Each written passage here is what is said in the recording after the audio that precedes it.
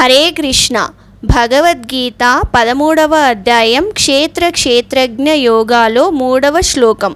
దేహము, ఆత్మ, పరమాత్మ గురించి చెప్పే శ్లోకం. క్షేత్రజ్ఞం చాపి మాం విద్ధి సర్వక్షేత్రేషు భారత. క్షేత్ర క్షేత్రజ్ఞయోర్జ్ఞానం యత్తజ్ఞానం మతం మమ.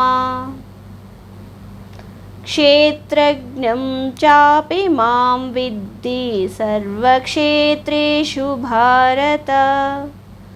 క్షేత్ర క్షేత్రజ్ఞయోర్జ్ఞానం యత్తజ్ఞానం మతం మమ. Translation. O Scion of Bharata, you should understand that I am also the knower in all bodies, and to understand this body and its knower is called knowledge. That is my opinion. Explanation. This verse discusses three things: the material body, the knower of the body, and the super soul. The body can be understood to be the field, kshetra, of knowledge, and the knower of the body or individual soul is the knower of the field, kshetrajnam. An individual can only know what is going on in his own body. There is, however, in each body the Paramatma or super soul, who also known as Kshetrajna.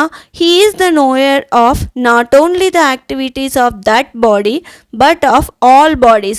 He is the owner of all bodies and lives in each of them. To understand the body and the knower of the body is knowledge, Jnanam. Krishna presence in all bodies is called the super soul. ఓ భరతవంశీయుడా, సర్వదేహములందును నేను కూడా క్షేత్రజ్ఞుడనని నీవు తెలుసుకొనుము.